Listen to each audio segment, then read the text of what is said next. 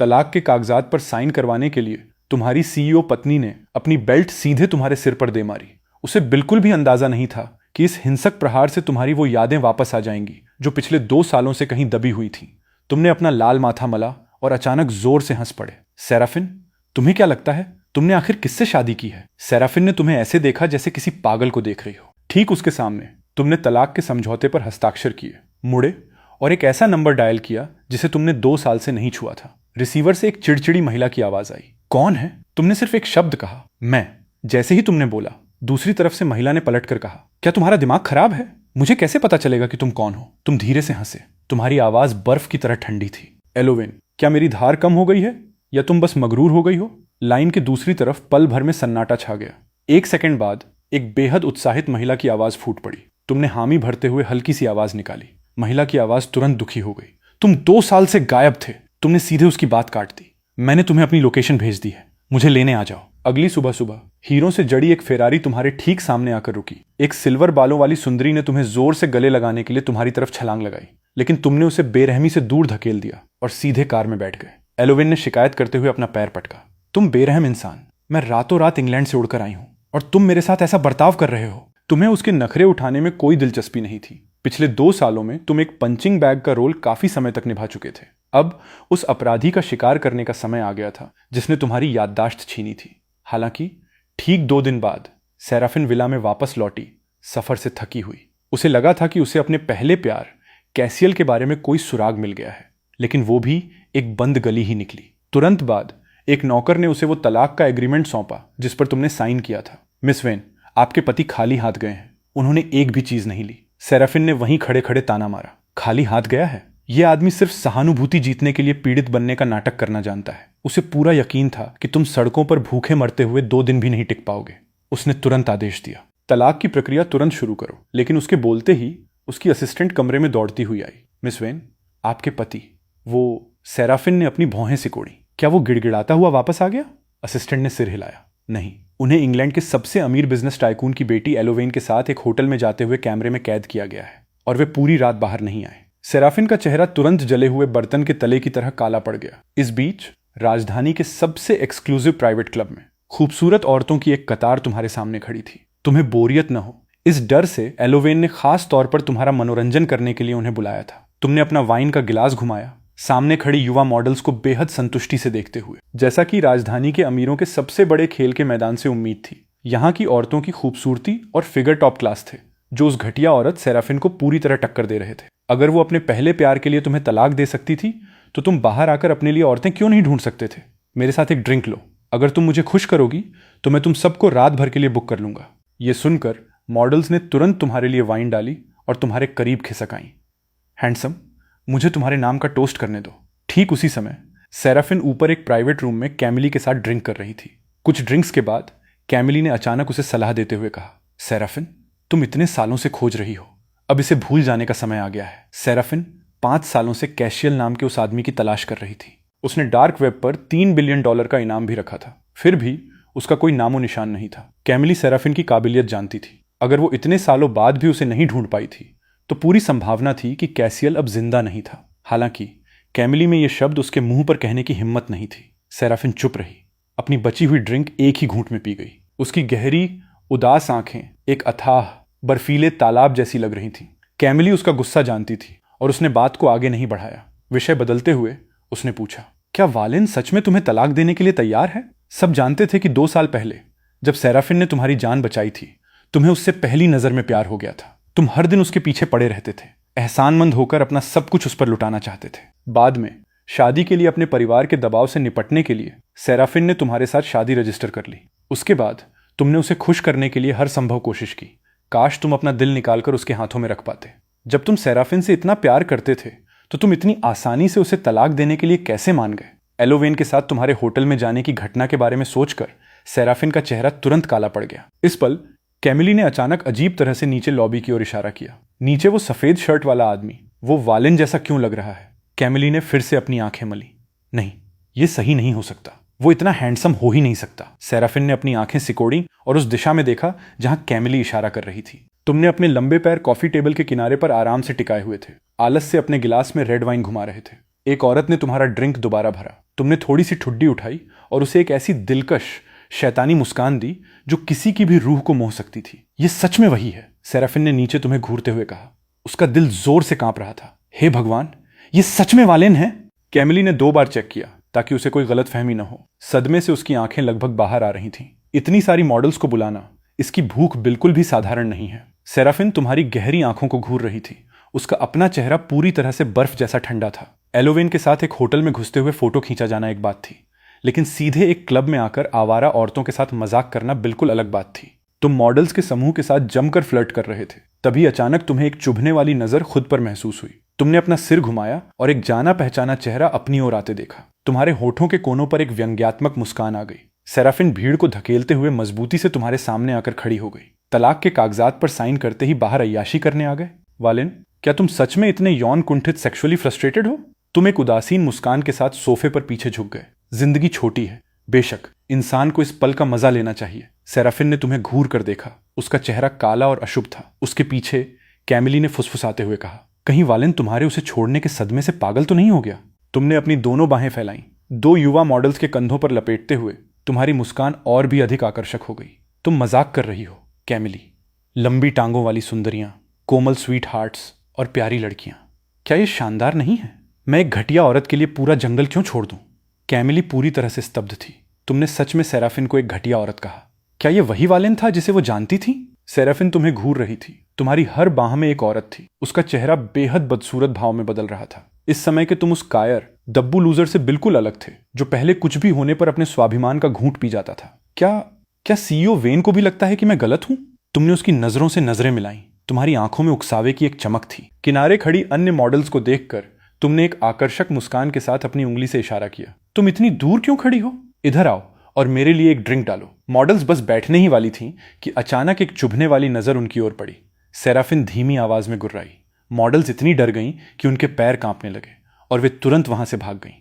Seraphine house of when की CEO, राजधानी में साक्षात नरक की शासक के रूप में जानी जाती थी। निर्मम, निर्णायक और ठंडी। उसे नाराज करने का मतलब था अपनी जान गंवाना। तुमने उसे तिरस्कार से देखा।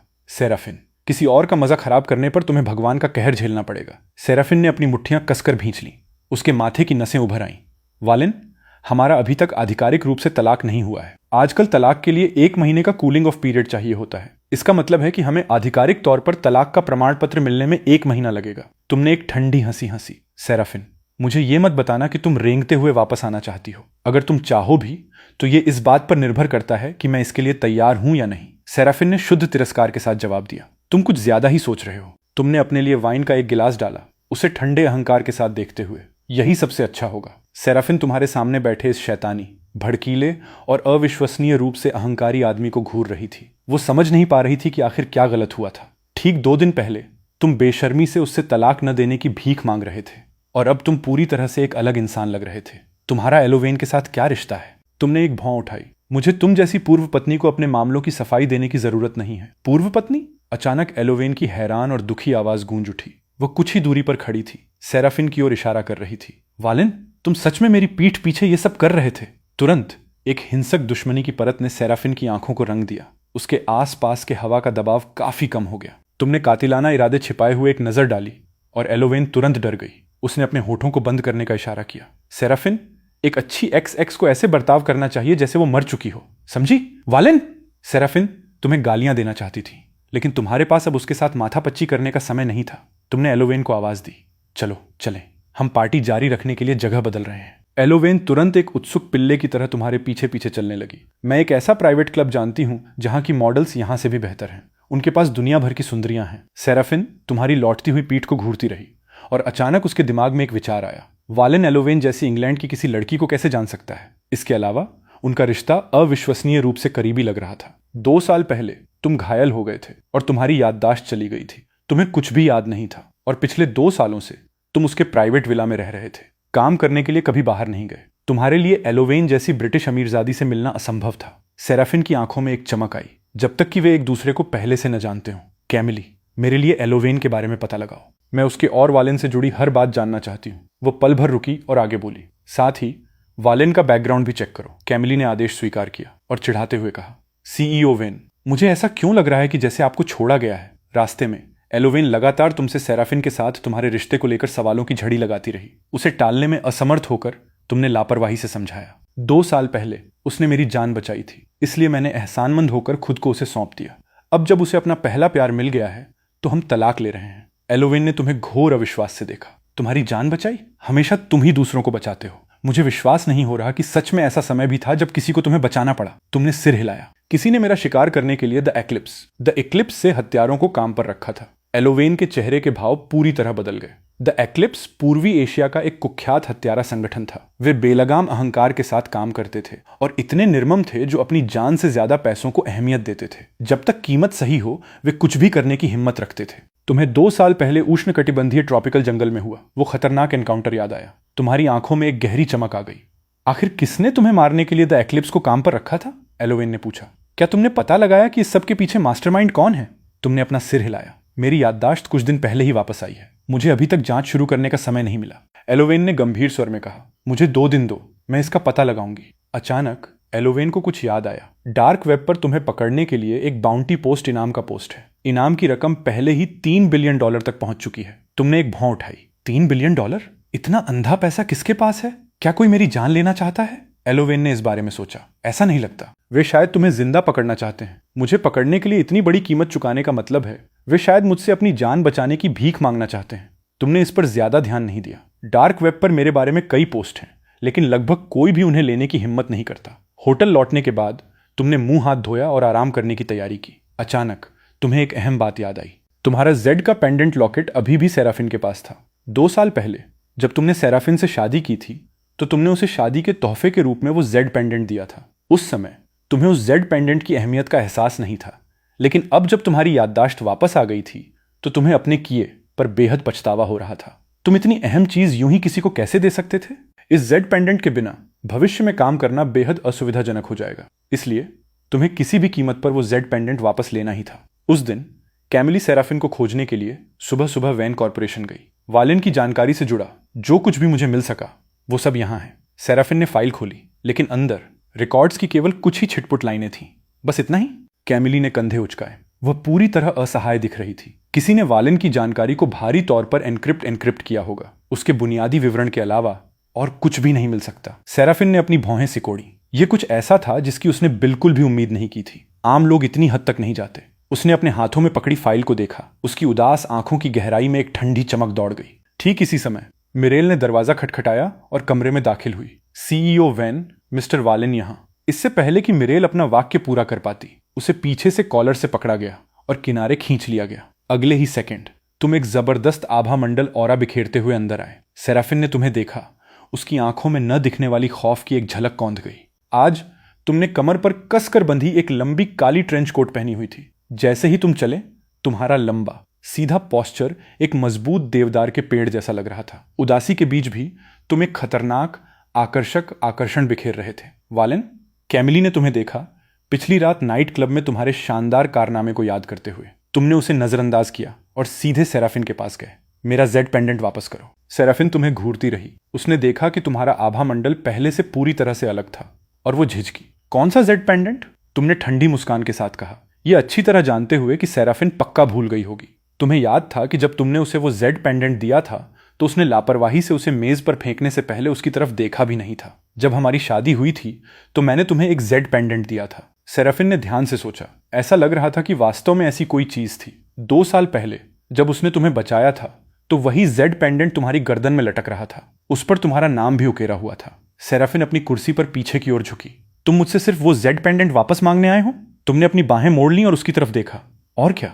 सेराफिन, तुमने ये तो नहीं सोच लिया कि मैं यहां हमारे वापस एक होने की भीख मांगने आया हूं, है ना? सेराफिन ने तुम्हें काले भाव से घूरा। अच्छा है कि तुमने ऐसा नहीं किया।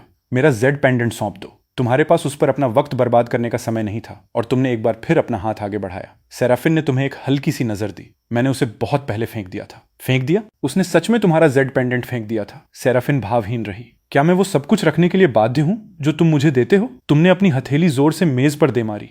तुम्हारा चेहरा गुस्से से पीला पड़ गया। सेराफिन, तुमने उसे कहां फेंका? सेराफिन ने अभी भी अपना भावहीन मुखौटा बनाए रखा। मैं भूल गई। तुमने अपनी मुट्ठियां कस ली। तुम्हारी गहरी आंखें सेराफिन पर टिकी थी। तुम्हारे दिल में एक कातिलाना इच्छा उमड़ रही थी। सेराफिन ने उस कातिलाना इरादे को तुरंत भांप लिया जो तुम्हारी आंखों में कौंधा था और उसे यह और भी अधिक मनोरंजक लगा। उनकी 2 साल की शादी में यह पहली बार था जब उसने तुम्हें इतना क्रोधित देखा था।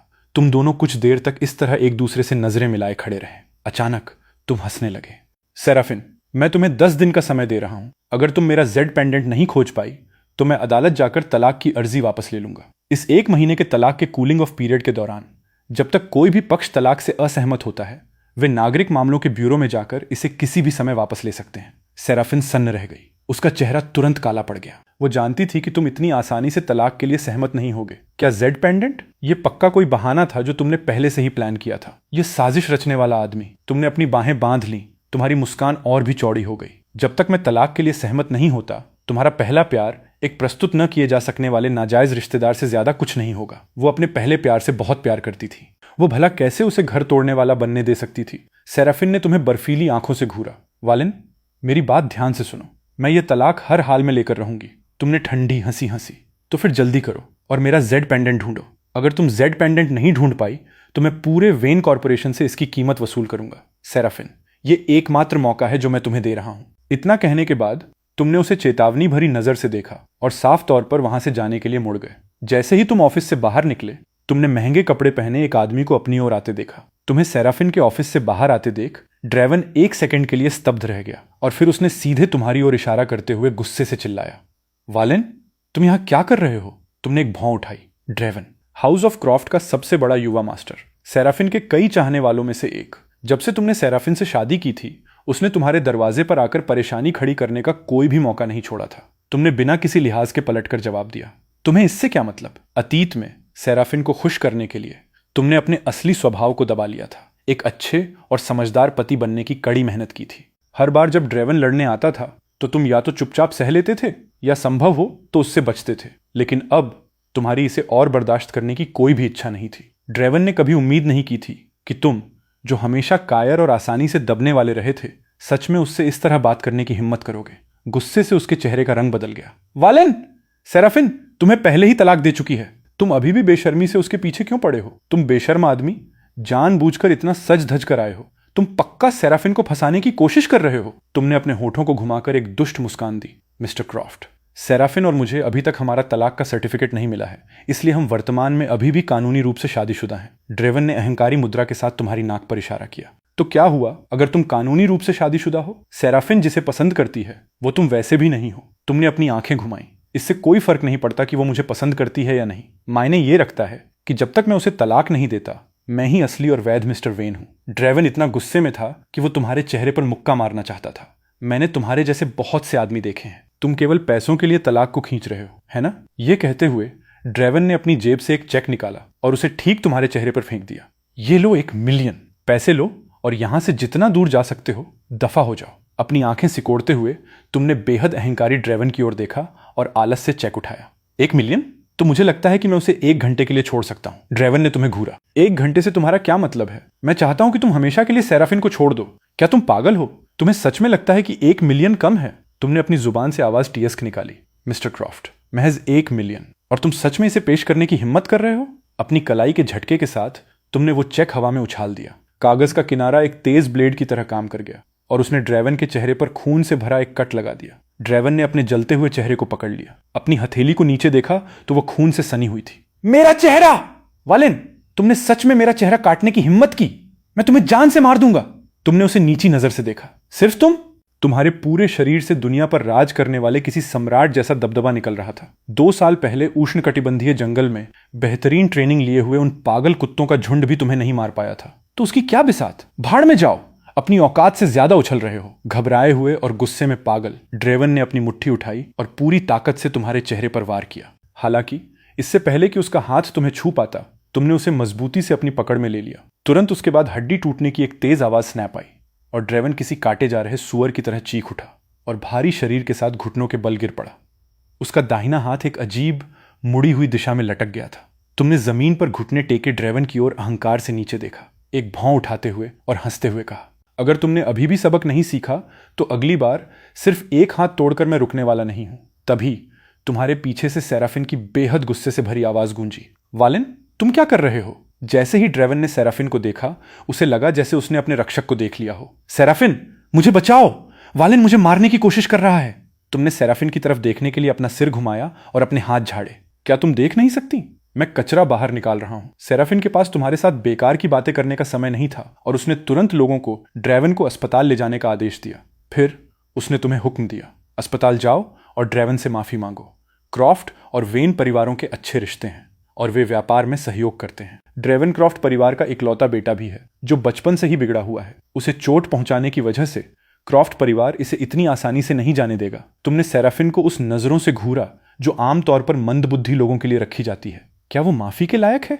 बिना एक भी शब्द और कहे तुम सीधे मुड़े और जाने की तैयारी करने लगे। वहीं रुक जाओ। सेराफिन ने तुम्हारा हाथ कसकर पकड़ लिया। तुम्हारी आंखों में गहरी झुंझलाहट की एक चमक कौंध गई। तुमने रिसेप्शन डेस्क पर रखे कॉफी के एक कप को लापरवाही से उठाया और उसे सीधे सेराफिन के चेहरे पर छपाक से फेंक दिया। अपने हाथ खुद तक रखो। क्या उसे सच में लगा था कि तुम अभी भी वो दब्बू मोम जैसे नरम वालिन हो जो अपनी याददाश्त खोने के दिनों में थे? किनारे खड़ी मिरेल ने ठंडी हवा की एक गहरी सांस खींची। बदमाश, उसने सच में सीईओ वेन पर कॉफी फेंकने की हिम्मत की। उसने पक्का शेर का कलेजा खाया होगा। कैमिली लगभग लड़खड़ाकर मुंह के बल गिर ही पड़ी थी। वो जल्दी से टिश्यू लेकर दौड़ती हुई आई। सीईओ वेन, क्या आप ठीक हैं? सेराफिन ने अपने चेहरे से कॉफी के दाग पोंछे। उसके पूरे शरीर से एक चुभने वाला बर्फीला आभा मंडल निकल रहा था। यह कमबख्त आदमी, उसके 26 साल के जीवन में यह पहली बार था जब किसी ने उस पर कॉफी फेंकने की हिम्मत की थी। वालेन, क्या तुम मरना चाहते हो? मैं आसानी से तुम्हारी ये इच्छा पूरी कर सकती हूँ। तुमने एक तिरस्कार भरी हंसी हंसी। सेराफिन के इतने बड़े दबाव का सामना करते हुए भी तुमने जरा भी डर महसूस नहीं किया। कोशिश करो और देखो कि क्या मैं तुम्हारा सिर नहीं उड़ा देता। सेराफिन का ठंडा खूबसूरत चेहरा एक अवर्णनीय खतरे में लिपट गया। यह मत सोचना कि सिर्फ इसलिए कि तुम्हें एलोवेन का सपोर्ट हासिल है मैं तुम्हें छूने की हिम्मत नहीं करूंगी। तुमने एक भौं उठाई। इतिहास गवाह है, एलोवेन को हमेशा तुम्हारा ही सपोर्ट मिला है। क्या तुम इसलिए जल रही हो क्योंकि कोई मुझे सपोर्ट कर रहा है? सेराफिन एक पल के लिए हक्की बक्की रह गई। वो तुम्हें पसंद तक नहीं करती थी तो भला जलने वाली क्या बात थी? वो बस बेहद नाखुश महसूस कर रही थी। वालेन, अगर तुम मेरे साथ भाव खाने का प्ले हार्ड टू गेट खेल खेलने की कोशिश कर रहे हो तो मैं तुम्हें सलाह देती हूं कि यह विचार अभी छोड़ दो। तुमने उसे आंखें दिखाई। भाव खाना, माई एस माई एस। क्या तुम्हें सच में लगता है कि तुम दुनिया की सबसे चहेती चीज हो? सेराफिन के चेहरे पर काले भाव थे जब वो तुम्हारी लौटती हुई पीठ को देख रही थी। तुम्हारे जाने के बाद ही कैमिली ने सेराफिन के पास जाने की हिम्मत की। क्या ये सच में वही वालेन है जो तुम्हें पागलों की तरह प्यार करता था? क्या उसके शरीर पर किसी और का कब्जा हो गया है? सेराफिन भी समझ नहीं पा रही थी। बस कुछ ही दिनों में तुम इतने अचानक कैसे बदल सकते हो? वेन कॉर्पोरेशन से निकलने के बाद तुम अपने होटल लौट आए और कुछ ही देर बाद तुम्हें सिल्वेन का फोन आया। सिल्वेन सेराफिन का छोटा भाई था। उसे अभी अभी तुम्हारी बहन से तुम्हारे तलाक के बारे में पता चला था और इस डर से कि तुम इसे ज्यादा दिल पर न ले लो उसने तुम्हें खरीदारी करने और रिलैक्स करने के लिए बाहर बुलाया। सिल्वेन वेन परिवार का इकलौता व्यक्ति था जो तुम्हारे साथ अच्छा व्यवहार करता था और याददाश्त जाने के बाद वो तुम्हारा एकमात्र दोस्त भी था। तुम जल्द ही राजधानी छोड़ने वाले थे और तुम जाने से पहले उसे ठीक से धन्यवाद देना चाहते थे, इसलिए तुम मान गए। आधे घंटे बाद सिल्वेन उस बुटीक से बाहर निकला। उसने नॉटिलस की वो लग्जरी घड़ी पहन रखी थी जो वो हमेशा से चाहता था लेकिन कभी वेटिंग लिस्ट से बाहर नहीं निकल पाया था। हालांकि वो आमतौर पर पानी की तरह पैसा बहाता था, फिर भी एक घड़ी पर 4 मिलियन खर्च करना बहुत ज्यादा खर्चीला था। वालेन, क्या तुम सच में मुझे ये घड़ी दे रहे हो? सिल्वेन ने अपनी कलाई पर बंधी घड़ी को देखा जिसकी कीमत एक पूरे घर के बराबर थी। उसे विश्वास करना कुछ मुश्किल लग रहा था। तुमने सिर हिलाया। अगले महीने तुम्हारा जन्मदिन है, इसे एक अर्ली बर्थडे गिफ्ट समझ लो। सिल्वेन पूरी तरह से भावुक हो गया था। उसने तुम्हें गले लगाया और खुशी से चीख पड़ा, वालेन तुम सबसे अच्छे हो। वो एक पल के लिए रुका और फिर पूछा, लेकिन तुम्हारे पास इतने पैसे कहां से आए? क्या तुमने मेरी बहन के साथ तलाक में एक भी पैसा या संपत्ति लिए बिना उसे नहीं छोड़ा? साथ ही तुमने पिछले 2 सालों में बिल्कुल काम नहीं किया है तो स्वाभाविक रूप से तुम्हारी कोई इनकम नहीं हो सकती। तुमने धीमी आवाज में जवाब दिया, पुरानी बचत। वालेन, तुम्हारी याददाश्त वापस आ गई। कोई आश्चर्य नहीं कि तुम पिछले 2 दिनों से अपने स्वभाव के बिल्कुल उलट व्यवहार कर रहे हो, पूरी तरह से एक अलग व्यक्ति की तरह। तो आखिरकार तुम्हारी याददाश्त वापस आ ही गई। वालेन, वालेन, वालेन, वालेन, चूंकि तुम इतने अमीर हो, क्या तुम सबसे अमीर परिवार के युवा मास्टर हो सकते हो? तुम निशब्द रह गए। नहीं, बस युवा मास्टर शब्द हटा दो। भले ही तुम युवा मास्टर नहीं हो, तुम अभी भी एक टाइकून हो। टाइकून, कृपया मेरे शुगर डैडी बन जाओ। सिल्वेन ने तुरंत छलांग लगाई और कसकर टाइकून की जांघ पकड़ ली। पूरी दोपहर तुम और सिल्वेन ने शॉपिंग मॉल के सभी लग्जरी बुटीक्स को छान मारा। शाम को डिनर के बाद सिल्वेन अपना सामान लेकर घर चला गया जबकि तुम होटल लौट आए। जैसे ही तुम होटल पहुंचे तुम्हें सिल्वेन के नंबर से फोन आया। फोन से एक अजीब मशीनी आवाज आई, सिल्वेन के विला में आओ वरना बस उसकी लाश उठाने का इंतजार करो। इस समय प्लैटिनम विला के अंदर सिल्वेन सोफे पर बैठा था। उसके हाथ बंधे हुए थे और उसके मुंह पर टेप लगा हुआ था। काले सूट में 2 अंगरक्षक उसके बाएं और दाएं खड़े थे। जो एक सेकंड के लिए भी अपनी नजरें उस पर से नहीं हटा रहे थे। औरत ने फोन काटा और पीछे दोनों बॉडीगार्ड्स की ओर देखा। तुम लोगों ने अभी तक यंग मास्टर सिल्वेन को खोला क्यों नहीं? जैसे ही उसके हाथ आजाद हुए, सिल्वेन ने अपने मुंह से टेप फाड़ दिया और झटके से खड़ा हो गया। कैलिस्टा, क्या तुम्हारे दिमाग में कुछ खराबी है? तुमने मेरा अपहरण करने की हिम्मत भी की। राजधानी के 3 महान परिवारों में वेन परिवार के अलावा वेन्स परिवार और मर्सर परिवार थे। हालांकि वेन्स परिवार वेन परिवार के बहुत करीब नहीं था, फिर भी उनके बीच कुछ सामाजिक बातचीत होती रहती थी। नाराज मत होइए यंग मास्टर सिल्वेन, मैं तुम्हें चोट नहीं पहुंचाऊंगी। मैंने बस तुम्हें यहां इसलिए आमंत्रित किया है ताकि उस आदमी वालेन को खुद मेरे दरवाजे पर आने पर मजबूर कर सकूं। सिल्वेन के दिल की धड़कन रुक सी गई। उसे अभी अभी पता चला था कि तुमने ड्रेवन का चेहरा काट दिया था और उसका हाथ अपाहिज कर दिया था। कैलिस्टा ड्रेवन की अंधभक्त थी। उसका अपहरण करके और तुम्हें यहां खींचकर वो निश्चित रूप से ड्रेवन का बदला लेना चाहती थी। सिल्वेन आगे बढ़कर फोन छीनना चाहता था, लेकिन 2 बॉडीगार्ड्स ने उसका रास्ता रोक लिया। कैलिस्टा, मैं तुम्हें चेतावनी दे रहा हूं, वालेन और मेरी बहन का अभी तक तलाक नहीं हुआ है। अगर तुमने उसके सिर के एक बाल को भी छुआ तो मेरी बहन तुम्हें नहीं छोड़ेगी।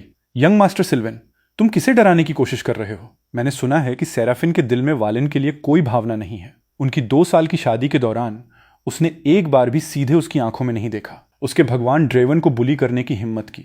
उसने आज इस आदमी को, जिसे आकाश और पृथ्वी की विशालता का अंदाजा नहीं था, एक कड़ा सबक सिखाने की ठान ली थी। सिल्वेन गुस्से से दांत पीस रहा था। उसने कॉफी टेबल से एक कप उठाया और उसे कैलिस्टा पर दे मारा। बकवास! मेरी बहन और जीजाजी का रिश्ता बिल्कुल ठीक है, भले ही उनका रिश्ता खराब हो। अगर तुमने वालेन के शरीर के एक भी बाल को छुआ तो मेरी बहन तुम्हारी खाल उधेड़ लेगी। यंग मास्टर सिल्वेन, मैं खोखली धमकियों से नहीं पली हूं। पूरे सर्कल में अफवाहें फैल रही हैं कि सेराफिन वालेन को फेंके हुए कचरे की तरह मानती है। वो भला वालेन के लिए मुझ पर गुस्सा कैसे हो सकती है? कैलिस्टा की आंखों में एक तीखी चमक कौंध गई। चूंकि वालेन ने ड्रेवन का हाथ बर्बाद किया है, इसलिए मुझे बस वालेन के दोनों हाथ बर्बाद करने हैं। उसने कुछ और बॉडीगार्ड्स को इशारा किया। तुम लोग जाकर दरवाजे की रखवाली करो। जब वालेन आए तो उसे घुटनों के बल रेंगते हुए अंदर आने पर मजबूर करना। सिल्वेन इतना गुस्से में था कि उसका खून खौल रहा था। उसने अपनी आस्तीन चढ़ाई और कैलिस्टा की ओर दौड़ा। कमीनी, मैं तुमसे मौत तक लड़ूंगा। हालांकि इससे पहले कि वो उस तक पहुंच पाता, बॉडीगार्ड्स ने उसे नीचे दबा दिया। यंग मास्टर सिल्वेन, मैं तुम्हें चोट नहीं पहुंचाना चाहती, लेकिन अगर तुम ऐसे ही एहसान फरामोश बने रहे तो मुझे असभ्य होने के लिए दोष मत देना। ठीक जब कैलिस्टा ने अपना वाक्य पूरा किया, बाहर से अचानक ब्रेक लगने की कान फाड़ देने वाली आवाज गूंजी। वो जल्दी आ गया। सिल्वेन गुस्से में पागलों की तरह टहल रहा था। जब उसे बांधकर कार में फेंका गया था तो उसने अपने फोन का उपयोग करके सेराफिन को एक SOS मैसेज भेजने में कामयाबी हासिल की थी। उसे कोई अंदाजा नहीं था कि उसने वो देखा है या नहीं।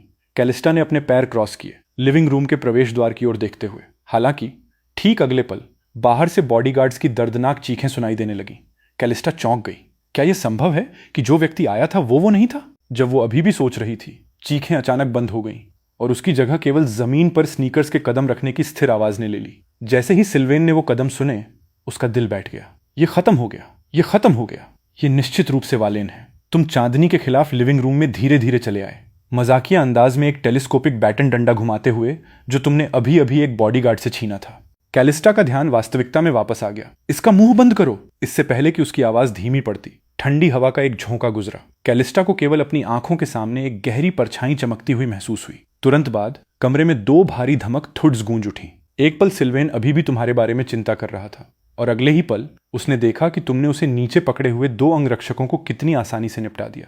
तुमने एक बॉडीगार्ड के सिर पर बैटन से वार किया, जबकि दूसरे को सीधे किक मारकर उड़ा दिया। दोनों आदमी भारी आवाज के साथ फर्श पर गिरे। उन्हें चीखने तक का मौका नहीं मिला। स्थिति को खराब होते देख कैलिस्टा ने दरवाजे की ओर चीख कर कहा, कोई यहां अंदर आओ। अगर तुम बाहर खड़े उन दर्जन भर लोगों को बुला रही हो तो मैं सुझाव दूंगा कि तुम अपनी सांसें बर्बाद मत करो। कैलिस्टा ने जोर से हाँफते हुए घोर अविश्वास में तुम्हें घूरा। आज रात वो जिन 20 आदमियों को लाई थी, वे सभी अत्यधिक कुशल पेशेवर बॉडीगार्ड थे।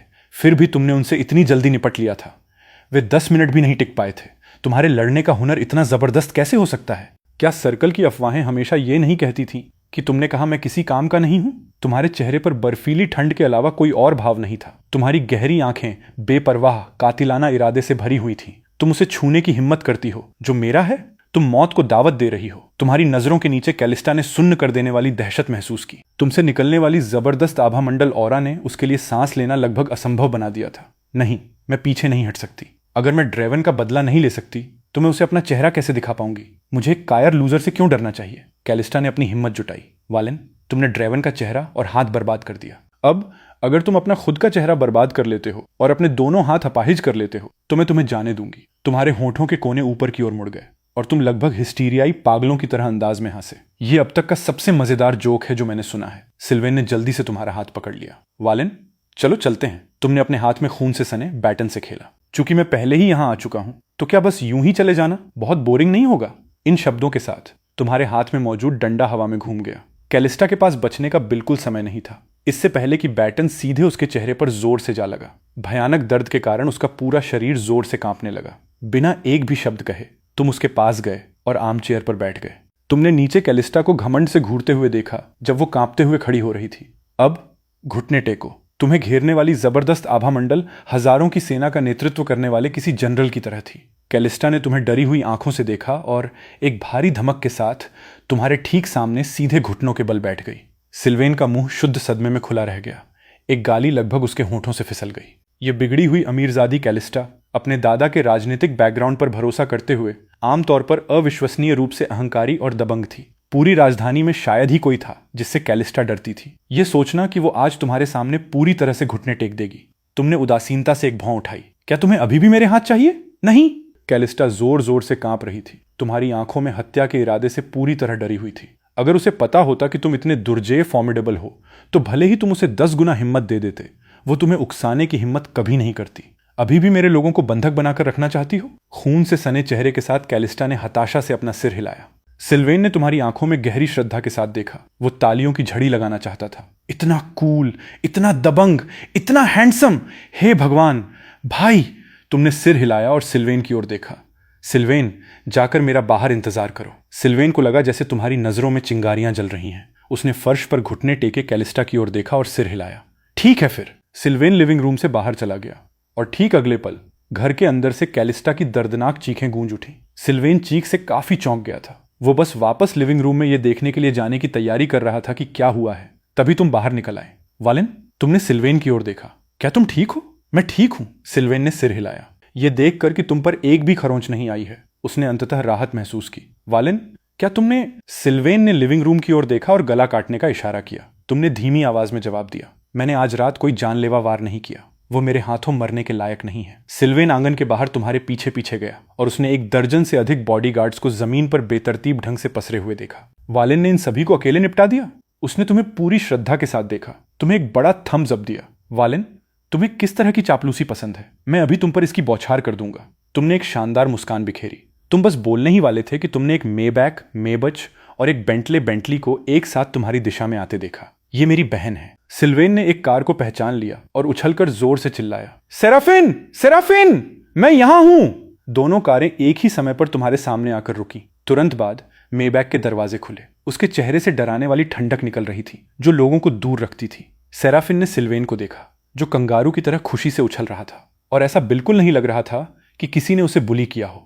फिर उसने अपनी नजर तुम्हारी ओर डाली। तुम यहां क्या कर रहे हो? तुम दुष्टता से मुस्कुराए। किसी ने मुझे फोन किया और कहा कि अगर मैं नहीं आया तो मुझे सिल्वेन की लाश उठाने का इंतजार करना चाहिए। सिल्वेन ने सेराफिन का हाथ खींचा।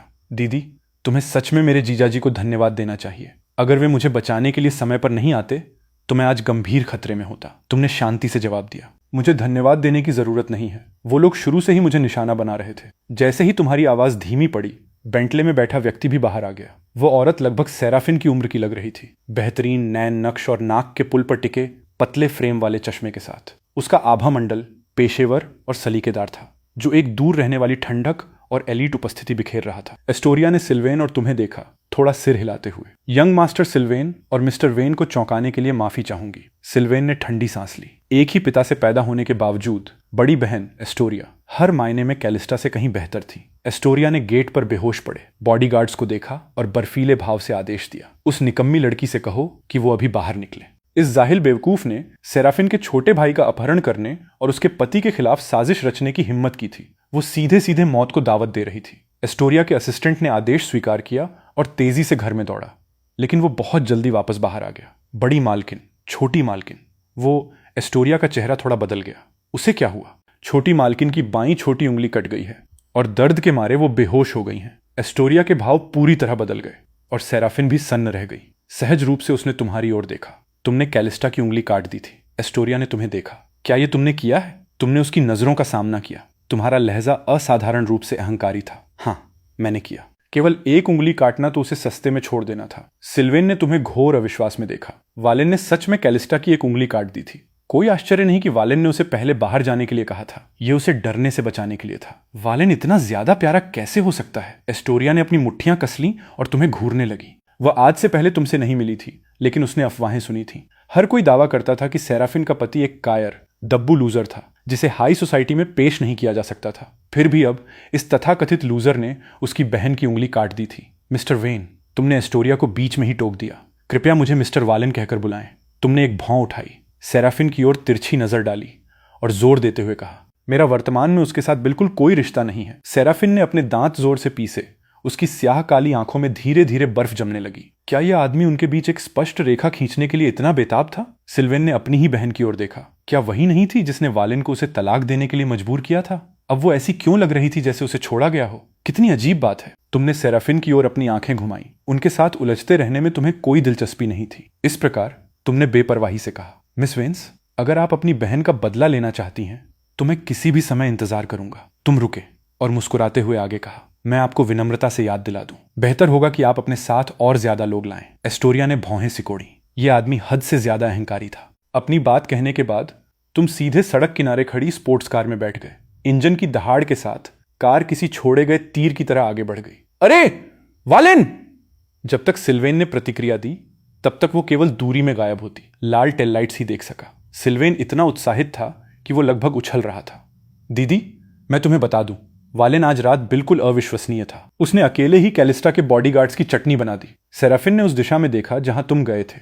उसकी गहरी आंखें धीरे धीरे एक अप्रत्याशित रहस्यमयी धुंध में घिर गईं। इस बीच अभी अभी तुम्हारे दबंग बेलगाम बर्ताव को याद करते हुए एस्टोरिया के दिल में सच में थोड़ी दिलचस्पी पैदा हो गई। उसने न केवल उसकी बहन की उंगली काट दी, बल्कि उसने बिना एक भी खरोंच खाए इतने सारे बॉडीगार्ड्स को भी बेअसर कर दिया। यह आदमी बिल्कुल भी साधारण नहीं है। सेराफिन, तुम्हारे इस पूर्व पति ने सच में मुझे उसे एक नए नजरिए से देखने पर मजबूर कर दिया है। इससे पहले कि सेराफिन बोल पाती, सिल्वेन ने पलट कर जवाब दिया, एस्टोरिया, मेरे जीजाजी के बारे में कोई भी विचार मत पालना। उनका और मेरी बहन का अभी तक तलाक नहीं हुआ है। एस्टोरिया ने आधी मुस्कान दी। तो मैं सेराफिन और मिस्टर वालेन का तलाक फाइनल होने के बाद उनके पीछे जाऊंगी। तुरंत सेराफिन की आंखों में गहरी दुश्मनी भड़क उठी।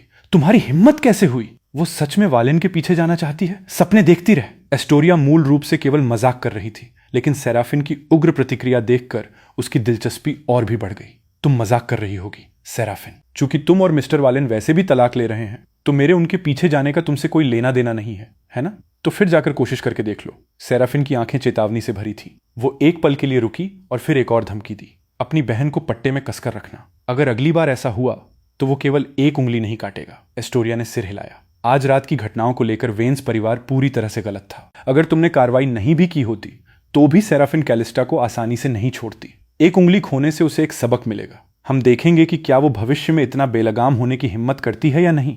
अपनी गंभीर चेतावनी जारी करने के बाद सेराफिन ने सिल्वेन को अपनी कार में बिठाया और वहां से चली गई। कार में बैठते ही सिल्वेन ने लगातार बकबक करना शुरू कर दिया। वो एस्टोरिया सच में तुम्हारे पति को चुराना चाहती थी। हालांकि उसका चेहरा काफी अच्छा है, फिर भी वो तुम्हारे सामने फीकी है। वालेन पक्का उसके झांसे में नहीं आएगा। दीदी, तुम तलाक के बारे में दोबारा विचार क्यों नहीं करती?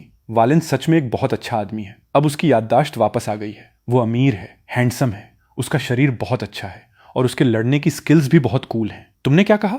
वालेन की याददाश्त वापस आ गई? हाँ, कोई आश्चर्य नहीं कि वालेन अचानक इतना बदल गया। ये इसलिए था क्योंकि उसकी याददाश्त वापस आ गई थी। सेराफिन अचानक बेहद उत्सुक हो गई। तुम्हारी 2 साल की याददाश्त खोने के दौरान तुम्हारी आज्ञाकारिता और तुम्हारे वर्तमान ठंडे खून वाले दबदबे के बीच तुम्हारा असली चेहरा कौन सा था? सिल्वेन ने उसे असंतोष से देखा। मैं तुम्हें बता दूं, वालेन जैसा अच्छा आदमी लालटेन लेकर ढूंढने पर भी मिलना मुश्किल है। अगर तुम उसे अभी वापस नहीं जीत पाई तो तलाक फाइनल होने के बाद पछताने में बहुत देर हो जाएगी। मुझे चेतावनी न देने के लिए दोष मत देना। जब तुम्हें उसे फिर से वापस पाने के लिए नरक जैसी कोशिशें करनी पड़ेंगी तो दर्द तुम्हें ही होगा। सेराफिन चुप रही। उसकी गहरी आंखें थोड़ी सी चमकी और उसके पतले होठों के कोने एक चाप में मुड़ गए। तुम होटल लौट आए।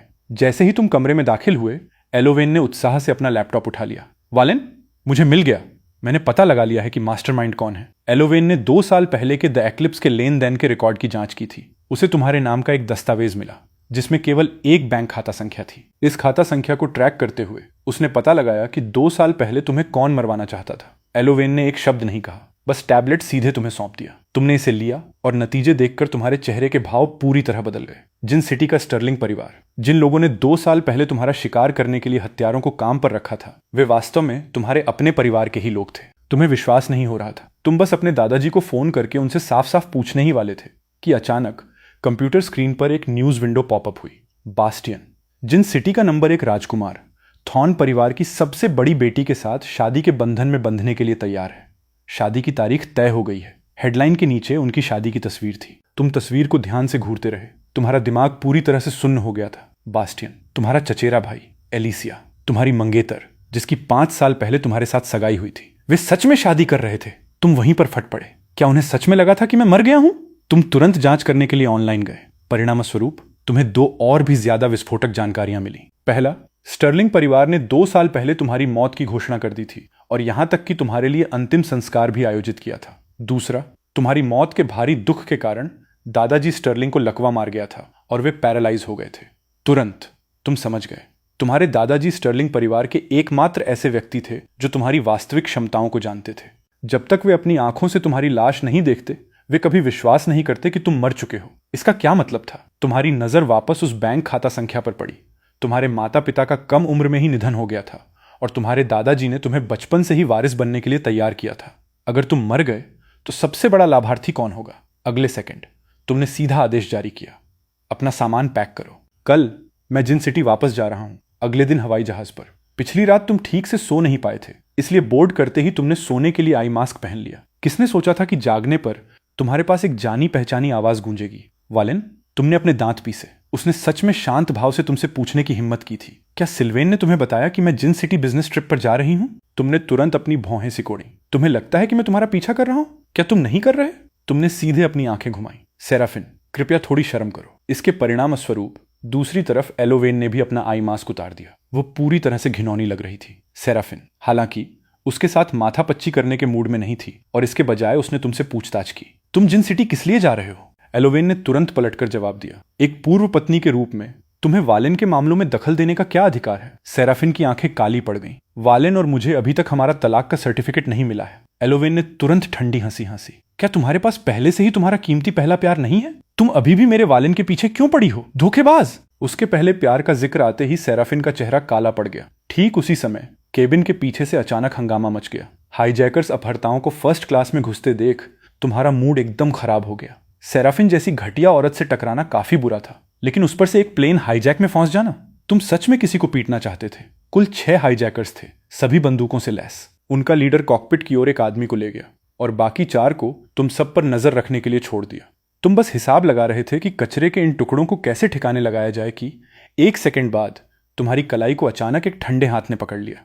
कोई जल्दबाजी मत करना। सेराफिन ने सच में तुम्हें अपने पीछे खींच लिया, तुम्हारी मौजूदगी को छिपाने की कोशिश करते हुए। अच्छे बच्चे बनो, ये हीरो बनने का समय नहीं है। उसने अपनी आवाज धीमी की। चुप रहो। लेकिन तुमने मानने से इनकार कर दिया। अपनी आंख के कोने से तुमने सबसे नजदीकी हाईजैकर को देखा और जोर से सेराफिन का हाथ झटक दिया। तुरंत उसके बाद तुमने अपना हाथ उठाया और एक तेज आवाज स्मैक के साथ उसे गाल पर जोरदार थप्पड़ मारा। धोखेबाज, ऐसे समय में भी तुम अभी भी अपने छोटे से खिलौने वाले लड़के के बारे में सोच रही हो। क्या तुम्हें मेरे प्रति कोई शर्म नहीं है? सेराफिन पूरी तरह से जम गई। उसके चेहरे पर एक जलता हुआ दर्द फैल गया। पक्के तौर पर इस हंगामे ने तुरंत हाईजैकर्स में से एक का ध्यान आकर्षित कर लिया। वो अपनी बंदूक तानते हुए पास आया। तुम क्या कर रहे हो? तुमने अपना चेहरा ढका, जोर जोर से रोने का नाटक किया। ठीक उसी समय जब वो केवल 1 कदम दूर था, तुमने उस पर छलांग लगा दी। उसने ट्रिगर दबाने की कोशिश की। तभी उसे एहसास हुआ कि बंदूक की सेफ्टी को तुम्हारी पकड़ ने कसकर पिन कर दिया था। बिजली की फुर्ती से तुमने उससे हथियार छीन लिया और उसे हथेली के एक ही वार से बेहोश कर दिया। उसी समय एक और हाईजैकर ने तुम पर बंदूक तान दी, लेकिन इससे पहले कि उसे ट्रिगर दबाने का समय भी मिलता, अचानक सिर पर गोली लगने से वो ढेर हो गया। तुम्हारे पास बर्बाद करने के लिए समय नहीं था। यात्रियों की चीख पुकार के बीच तुम सीधे कॉकपिट की ओर दौड़े। सेराफिन और एलोवेन तुम्हारे ठीक पीछे भागे। हालांकि जैसे ही तुम दरवाजे पर पहुंचे, एक बर्फ जैसी ठंडी बंदूक की नली तुम्हारे माथे पर मजबूती से टिका दी गई। हिलना मत। हाईजैकर ने तुम्हारी बंदूक छीन ली और तुम्हारे पीछे खड़ी सेराफिन और एलोवेन पर तान दी। रुको, अपनी बंदूकें इधर फेंक दो, वरना मैं इसका भेजा उड़ा दूंगा। सेराफिन ने तुम्हें देखा जिस पर बंदूक तानी गई थी और उसके चेहरे के भाव पूरी तरह बदल गए। लेकिन जैसे ही वो अपना हथियार छोड़ने की तैयारी कर रही थी, तुम अचानक किसी भूत की तरह हिले। हाईजैकर की कलाई को एक मौत की पकड़ में लॉक कर दिया। मौका पाकर सेराफिन ने अपनी बंदूक चलाई और हाईजैकर के सिर टेम्पल के आर पार गोली मार दी। तुमने फर्श से गिरी हुई बंदूक उठाई और कॉकपिट में घुस गए। एक बार फिर गोलियों की आवाज गूंजी। जब तक सेराफिन अंदर दौड़कर आई, तुम इंस्ट्रूमेंट पैनल के सामने पूरी तरह सुरक्षित खड़े थे और हाईजैकर्स का लीडर तुम्हारे पैरों पर मरा हुआ पड़ा था। भावहीन होकर तुमने घायल कैप्टन को नीचे उतरने में मदद की। कैप्टन को तुरंत मेडिकल मदद की जरूरत है। पूछो कि क्या विमान में कोई डॉक्टर है? सेराफिन ने फ्लाइट अटेंडेंट्स को बुलाया। हालांकि जब उसने अपना सिर घुमाया तो उसने तुम्हें पायलट की सीट पर बैठे देखा। वो पूरी तरह से हक्की बक्की रह गई। वालिन, तुम्हें प्लेन उड़ाना आता है? तुमने उसकी ओर देखा। मुझे आता है, सिर्फ जानने से कहीं ज्यादा। अतीत में मैंने जो उड़ाए हैं वो लड़ाकू विमान थे। 3 घंटे बाद हवाई जहाज सुरक्षित उतर गया। तुमने सबसे पहला काम प्लेन के सिक्योरिटी कैमरों को हैक करने का किया और अपने वाले हर एक फ्रेम को पूरी तरह से डिलीट कर दिया। तुम अभी तक एयरपोर्ट से बाहर भी नहीं निकले थे कि सेराफिन ने तुम्हारा रास्ता रोक लिया। वालिन, चलो बात करते हैं। वो तुम्हें एक जटिल भाव से घूर रही थी। उसकी आंखें सदमे से भरी थीं, लेकिन तुमने उसे तुरंत खारिज कर दिया। मेरे पास समय नहीं है। इतना कहने के बाद तुमने अपना सामान उठाया और जाने के लिए तैयार हुए। सेराफिन ने तुम्हें जोर से पकड़ा, तुम्हें दीवार के खिलाफ कसकर पिन कर दिया। तुम्हें लगता है कि तुम मुझे थप्पड़ मारकर यूं ही जा सकते हो? तुमने उसे खाली नजरों से देखा। क्या तुम मुझे वापस मारना चाहती हो? सच कहूं तो वो थप्पड़ मारकर मुझे बहुत संतुष्टि मिली। तुमने उकसाने के लिए जानबूझकर अपना चेहरा ऊपर की ओर झुकाया। क्या तुम मुझे मारने वाली हो या नहीं? अगर नहीं तो मुझे छोड़ो। सेराफिन तुम्हें घूरती रही। उसके दिल की धड़कन जैसे एक पल के लिए रुक गई थी। अगले ही सेकंड उसने अपना हाथ उठाया। तुम्हें लगा कि वो सच में तुम्हें मारने वाली है, और जैसे ही उसने मारने के लिए हाथ उठाया, उसने इसके बजाय तुम्हारे दोनों हाथों को पकड़ लिया और उन्हें तुम्हारे सिर के ऊपर पिन कर दिया। तुम्हारी गुस्से से भरी आंखों में देखकर सेराफिन का मूड आश्चर्यजनक रूप से काफी बेहतर हो गया। सेराफिन, क्या तुम्हारे दिमाग में कुछ खराबी है? तुमने घृणा में अपने हाथ के पिछले हिस्से से अपना मुंह पोंछते हुए उसे जोर से धक्का दिया। उसने अपने होठों से खून का एक निशान पोंछा। अब हिसाब बराबर। तुम इतने गुस्से में थे कि तुमने गालियां दी। तुम घटिया औरत। लेकिन उसने फिर से धीमी और स्थिर आवाज में पूछा, वालिन, मुझे बताओ, तुम जिन सिटी किस लिए आए हो? तुम्हें इससे क्या मतलब? तभी तुम्हारी जेब में तुम्हारा फोन लगातार वाइब्रेट करने लगा। तुमने इसे बाहर निकाला और एक मैसेज देखा। एलोवेन, वो नादान लड़की एयरपोर्ट के बाहर तुम्हारा इंतजार कर रही थी। तुमने भौहें सिकोड़ी। एलोवेन एक विदेशी नागरिक थी और उसकी पहचान कुछ संवेदनशील थी। अगले ही सेकंड एलोवेन खुशी से दौड़ती हुई अंदर आई। उसने खुद तुम्हारा सामान उठाने में तुम्हारी मदद की। वालेन, कार में बैठो। तुम कार के अंदर बैठे और तुमने जोरदार आवाज के साथ दरवाजा बंद कर दिया। पीछे केवल एक वाक्य छोड़ गए, सेराफिन, मेरे पीछे पड़ना बंद करो। डिनर खत्म करने के बाद तुमने रात के अंधेरे का फायदा उठाकर स्टर्लिंग परिवार की एस्टेट हवेली की ओर जाने का फैसला किया। उस समय जैसे ही तुम बालिग हुए थे, थॉर्न परिवार के साथ शादी का गठजोड़ करने के लिए तुम्हें वापस बुलाया गया था। वो सगाई का समारोह अविश्वसनीय रूप से हाई प्रोफाइल था, जिसके कारण अगले ही दिन थॉर्न परिवार के शेयर 5 पॉइंट उछल गए थे। फिर भी अब उनमें से किसी को भी नहीं पता था कि तुम लौट आए हो। तुमने अंदर जाने के लिए कुशलता से दीवार फांदी। तुम्हारे आश्चर्य के लिए स्टर्लिंग आवास के सभी बॉडीगार्ड्स को बदल दिया गया था और सुरक्षा पहले की तुलना में बहुत सख्त थी। तुम चुपचाप उस छोटी सी इमारत की ओर गए जहां तुम्हारे दादाजी रहते थे। पूरे इलाके की तलाशी ली, लेकिन बूढ़े आदमी का कोई नामो निशान नहीं मिला। अगर उन्हें लकवा मार गया है लेकिन वे घर पर आराम नहीं कर रहे हैं, तो क्या कॉर्विन ने उन्हें किसी सैनिटोरियम अस्पताल आश्रम में भेज दिया होगा? उन्हें ढूंढ पाने में असमर्थ होने पर तुमने वहां और रुकने की योजना नहीं बनाई। हालांकि जैसे ही तुम सीढ़ियों से नीचे जा रहे थे, तुमने गलती से गार्ड्स को अलर्ट कर दिया। एक ही पल में स्टर्लिंग आवास के ऊपर रात के आसमान में अलार्म गूंज उठे। अधिक से अधिक बॉडीगार्ड्स दौड़ते हुए आए। जल्दबाजी में तुम भागकर तीसरी मंजिल पर गए और सीधे एक हैंडसम आदमी से टकरा गए। बिना कोई और शब्द कहे तुमने उसे हथेली के वार से बेहोश कर दिया। तुम मुड़े और एक गेस्ट रूम में घुस गए, बालकनी से छलांग लगाने की तैयारी करते हुए। लेकिन जैसे ही तुमने अंदर कदम रखा, हवा का एक तेज झोंका तुम्हारी ओर आया। कमरे में कोई था। तुमने पीछे से दरवाजा लॉक किया और जैसे ही तुम मुड़े, तुमने सेराफिन को देखा। वो यहां क्यों थी? वो पूरी तरह से सदमे में दिख रही थी। बाहर आते हुए कदमों की आवाज तेजी से बढ़ रही थी। समझाने का समय न होने पर तुम बाथरूम में छिप गए। जैसे ही दरवाजा बंद हुआ, किसी ने गेस्ट रूम का दरवाजा खटखटाया। तुमने दरवाजे के हैंडल को पकड़ा, सतर्कता से बाहर की हरकतों को सुनते हुए। गनीमत रही कि सेराफिन ने जवाब दिया कि उसने किसी को नहीं देखा और गार्ड्स को वापस भेज दिया। कम से कम उसमें अभी भी थोड़ी बहुत इंसानियत बाकी थी। तुम अब बाहर आ सकते हो। बॉडीगार्ड्स के जाने के बाद बाहर से उसकी बर्फीली आवाज आई। तुम बाहर निकले और तुरंत उसकी पूछताछ सुनी। तुम यहां क्या कर रहे हो? तुमने एक भौं उठाई, एक चिढ़ाने वाली मुस्कान पहनते हुए। यह सवाल तो मुझे पूछना चाहिए, सेराफिन। तुम मेरे घर में क्यों हो? तुम्हारा घर? सेराफिन पूरी तरह से स्तब्ध थी। तुम सच में स्टर्लिंग परिवार के सदस्य हो? अगर मेरा नहीं तो किसका घर हो सकता है? तुमने मेज पर रखे जूस के एक गिलास पर ध्यान दिया, उसे उठाया और पी लिया। हालांकि उसकी नजरें पूरी तरह से समझ से परे हो गईं। स्टर्लिंग परिवार में वालेन नाम का कोई व्यक्ति नहीं लगता। तुमने खाली गिलास नीचे रख दिया।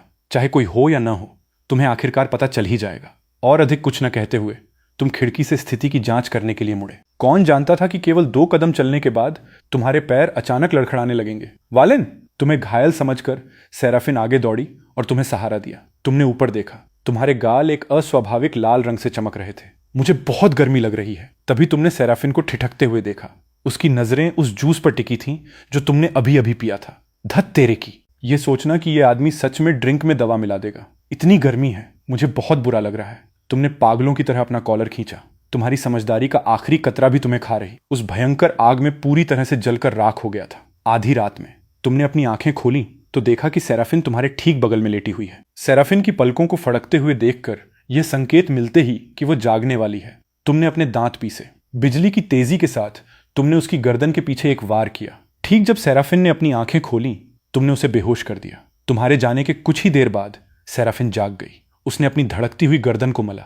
उसकी आंखों में एक गहरी दुश्मनी भरी चमक कौंध गई। वह कमबख्त आदमी मेरे साथ सोने के बाद उसने सच में मुझे बेहोश करने की हिम्मत की। उसके फोन की घंटी एक के बाद एक 2 बार बजी, यह महसूस करते हुए कि यह तुम्हारा एक मैसेज था। उसने इसे खोला और उसकी आंखें तुरंत 0 एब्सोल्यूट 0 पर जम गईं। तुमने उसे $9.90 $9.90 ट्रांसफर किए थे। साथ में एक टिप्पणी थी, खराब रिव्यू, बैड रिव्यू। सेराफिन $9.90 के ट्रांसफर को घूरती रही। उसका पूरा शरीर एक बर्फीली ठंडक बिखेर रहा था। वह कमबख्त आदमी, उसने उसे क्या समझ रखा था? और यह रिव्यू एक पूर्ण अपमान था। वालेन, तुम बस प्रार्थना करना कि तुम मेरे हाथ न लगो। इस बीच तुम उपनगरों में स्थित एक सैनिटोरियम तक गाड़ी चलाते हुए गए।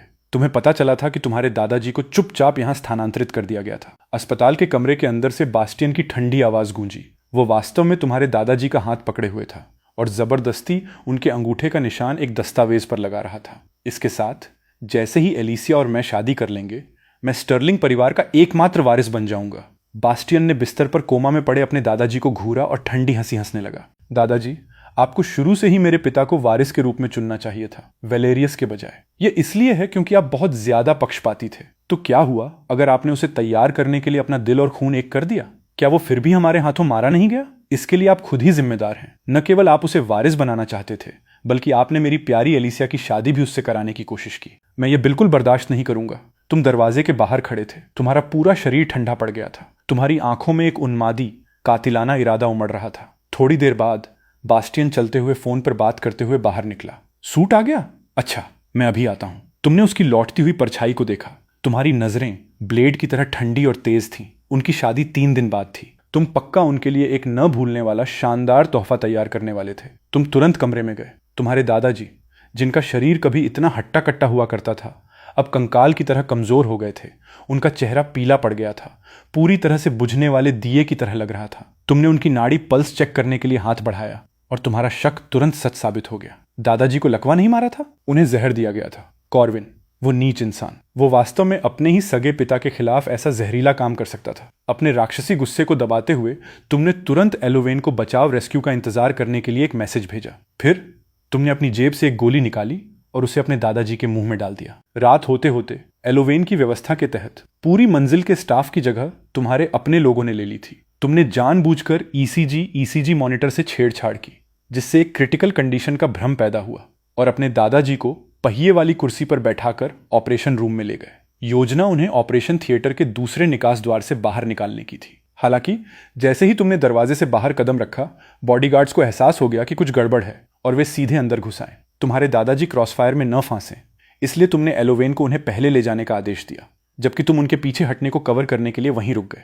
लेकिन ये बॉडीगार्ड्स सभी एलीट फाइटर्स थे और वे बंदूकों से भी लैस थे। इस झड़प के दौरान तुम बाल 2 बार गोली लगने से बचे। सड़क के किनारे खड़ी कारों की ओर भागते हुए तुमने गोलियों से बचाव किया। तभी एक फेरारी तुम्हारी ओर दौड़ती हुई आई। एक परफेक्ट ड्रिफ्ट और टेल के झटके के साथ कार तुम्हारे ठीक बगल में एकदम तिरछी होकर रुक गई। गोलियां तुरंत उसके भारी बख्तरबंद बुलेट प्रूफ चेसिस से टकराकर रुक गईं। ये मानकर कि ये एलोवेन तुम्हें निकालने एक्सट्रैक्शन के लिए वापस आई है, तुमने दरवाजा खोला और बिना कुछ सोचे समझे अंदर बैठ गए। कार जलते हुए तीर की तरह आगे बढ़ गई। पूरी तरह से बॉडीगार्ड्स को चकमा देने के बाद ही ड्राइवर ने मुड़कर तुम्हारी ओर देखा। ये वो नहीं थी। तुमने क्या सोचा था कि वो कौन होगी? तुमने अपनी नाक मली, अपने ही एक सवाल से पलटवार करते हुए। तुम यहां क्या कर रही हो? सेराफिन ने गाड़ी चलाना जारी रखा और पूरी गंभीरता से बोली, अगर मैं कहूं कि मैं यहां विशेष रूप से तुम्हें लेने आई थी तो क्या तुम मुझ पर विश्वास करोगे? वेलेरियस, तुमने तुरंत अपनी भौहें उठाई। तुम्हारी आंखें सतर्कता से भर गईं। तुम्हें कैसे पता कि वेलेरियस मेरा असली नाम है? अपनी पहचान छिपाने के लिए तुमने विदेश में लगातार वालेन उपनाम का इस्तेमाल किया था। वह सच में सब कुछ जानती थी। सेराफिन ने बिना जल्दबाजी किए समझाया। जिस समय मैंने तुम्हें बचाया था वह समय स्टर्लिंग परिवार द्वारा वेलेरियस की मौत की घोषणा के समय के काफी करीब था। साथ ही तुमने पिछली रात जो शब्द कहे उससे तुम्हारी असली पहचान का अंदाजा लगाना मुश्किल नहीं था। तुमने कंधे उचकाए। चूंकि वो पहले से ही सब कुछ जानती थी इसलिए नाटक करने का कोई मतलब नहीं था। बधाई हो, तुमने सही अनुमान लगाया। मैं वास्तव में वेलेरियस हूं। सेराफिन ने तुम्हें देखा और एक और सवाल दागा, तुम्हारी याददाश्त कब वापस आई? तुम्हारी आंखें तुरंत बर्फीली हो गईं। जिस दिन तुमने मुझे धक्का दिया था तुमने खुद पर हंसते हुए एक हंसी हंसी। वैसे मुझे तुम्हारा शुक्रिया अदा करना चाहिए। अगर तुम्हारी बेरहमी न होती तो मैं शायद आज तक याददाश्त खोने से पीड़ित रहता। सेराफिन का चेहरा तुरंत भद्दा हो गया। वालेन, क्या तुम्हें मुझसे बात करते समय इतना ज्यादा कड़वा कॉस्टिक होना ही पड़ता है? तुमने बिना रुके पलटकर जवाब दिया, मेरी एक होने वाली पूर्व पत्नी इंपेंडिंग एक्स वाइफ के साथ अच्छा व्यवहार करने की कोई जिम्मेदारी नहीं है। सेराफिन की आंखें तुरंत दबे हुए गुस्से से भर गईं और उसने ब्रेक मारा, कार को सड़क के किनारे खींच लिया। वालेन, मैं किसी भी पल तलाक की अर्जी रद्द कर सकती हूँ। यह सुनकर तुम तुरंत चिंतित हो गए। सेराफिन, तुम ये गंदी चालें चलने की हिम्मत मत करना। तुमने ही सबसे पहले तलाक की बात छेड़ी थी और अब तुम अपनी बात से मुकरना चाहती हो। तुमने मुझे क्या समझ रखा है? किसे पता था कि वो बस अपनी सीट पर पीछे की ओर झुक जाएगी, शांत और बेपरवाह। तुम मेरे साथ सोए थे। मुझे ये मत बताना कि तुम जिम्मेदारी नहीं लेना चाहते। तुम वहीं गुस्से में हंस पड़े। मैंने इसके लिए पैसे दिए थे, भले ही ये केवल $9.90 था।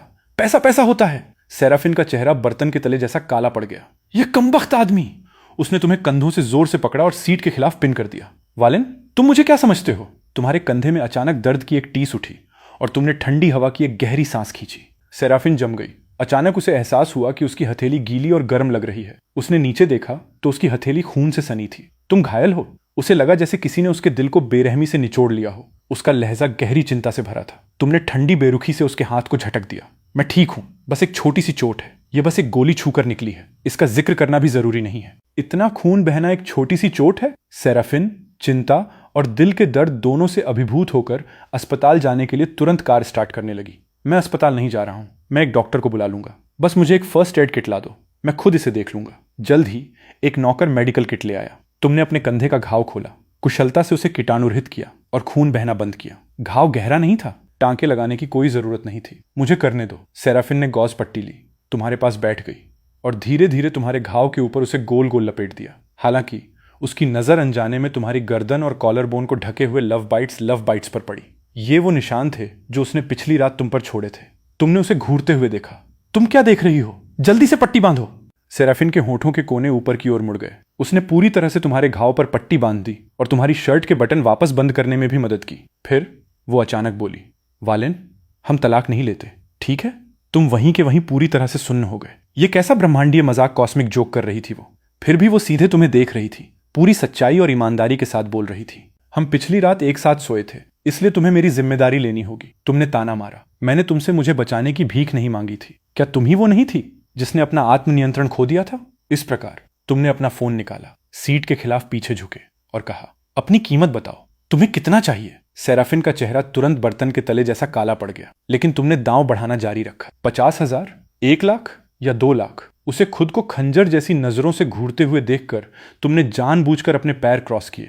तुम्हारा चेहरा पूरे तिरस्कार से भरा था। राजधानी में सबसे महंगी रात की कीमत केवल 1 लाख के आसपास होती है। क्या तुम्हें अभी भी लगता है कि 2 लाख बहुत कम है? वालेन, उसके माथे की नसें गुस्से से धड़कने लगी। उसने कभी उम्मीद नहीं की थी कि तुम सच में उसके साथ एक वेश्या जैसा व्यवहार करोगे। फिर भी तुमने सीधे उसके दिल पर वार करना जारी रखा। इसके अलावा, अगर हम तलाक नहीं लेते हैं तो तुम्हारे उस कीमती पहले प्यार का क्या होगा? मुझे ये मत बताना कि तुम जैसी औरत एक पति को घर पर सुरक्षित रखना चाहती है और साथ में एक हरम भी चलाना चाहती है। बकवास! उसका चेहरा पूरी तरह से काला पड़ गया था, लेकिन तुरंत बाद उसने एक परम बम गिराया। पिछली जानकारी गलत थी, कैशियल नहीं मिला है। तुम्हारे चेहरे की मुस्कान तुरंत जम गई। तो ये बात थी। पता चला कि उसे बस अपना पहला प्यार नहीं मिला था। यही वजह थी कि उसने अचानक तलाक के बारे में अपना मन बदल लिया था। तुम अचानक खड़े हो गए, भारी गुस्से में धधकते हुए। सेराफिन, मैं कोई आज्ञाकारी कुत्ता नहीं हूं जिसे तुम अपनी मर्जी से बुला सको और अपनी मर्जी से फेंक सको। मेरा वो मतलब नहीं था, तो तुम्हारा क्या मतलब था? गुस्से से तुम्हारा चेहरा लाल हो गया था। तुम बस उससे बहस करने ही वाले थे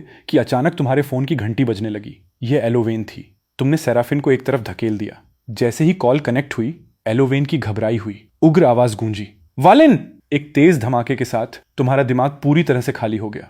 तुम्हारे दादाजी का अपहरण कर लिया गया था। आखिर क्या हुआ था? एलोवेन के हाथों से सीधे किसी व्यक्ति को छीन पाना दुश्मन बिल्कुल भी साधारण नहीं था। तुम चिंता से जल रहे थे, लेकिन इससे पहले कि तुम बोलना खत्म कर पाते, सेराफिन ने हिंसक रूप से तुम्हारे हाथ से फोन छीन लिया। उसने ठंडी आवाज में रिसीवर पर कहा, जांच करने की कोई जरूरत नहीं है। अगले ही सेकंड उसने सीधा तुम्हारी आंखों में देखा, एक एक शब्द पर जोर देते हुए, मैं ही वो हूं जिसने अपने लोगों को दादाजी स्टर्लिंग को ले जाने का आदेश दिया है। वो पहले से ही राजधानी जाने वाले एक हवाई जहाज पर हैं।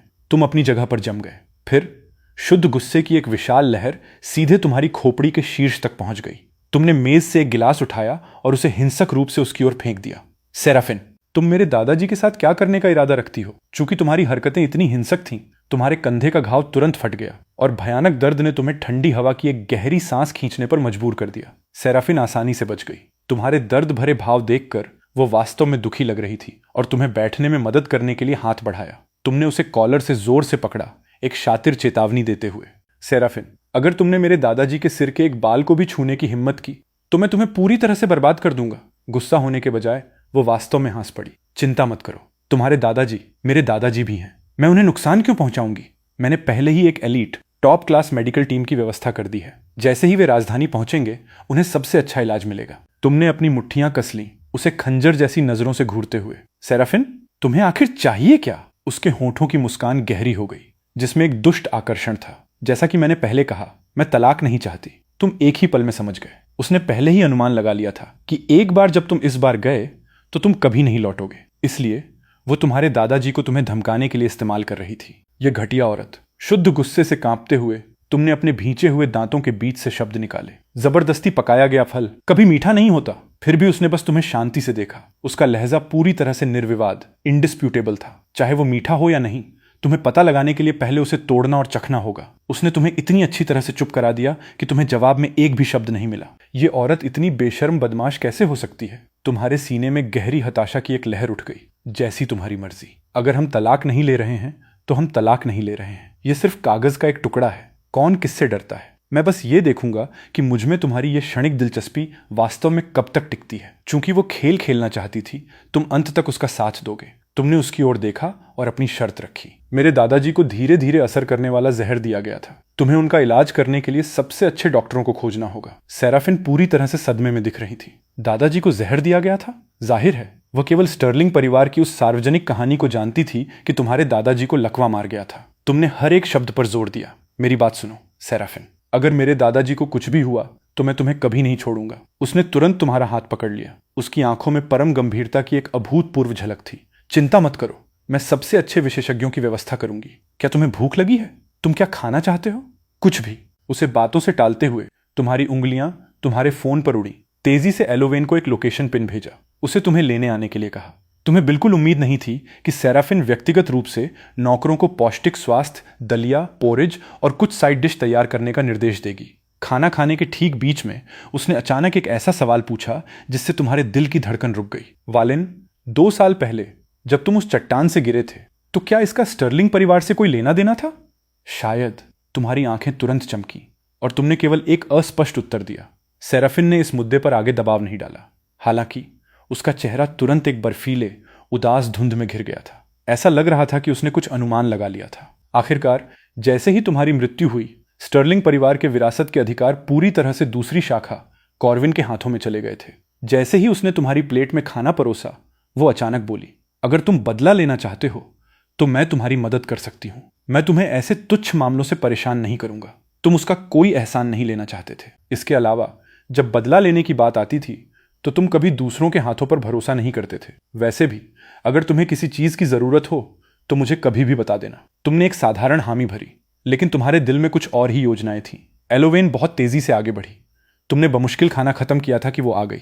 हालांकि सेराफिन ने तुम्हें जाने का बिल्कुल कोई मौका नहीं दिया। वालिन, जब तक हमें तलाक का सर्टिफिकेट नहीं मिल जाता, हम अभी भी कानूनी रूप से पति पत्नी हैं। तुम बिस्तर पर बैठे थे। तुम्हारे होठों के कोने एक दुष्ट मुस्कान में मुड़ गए।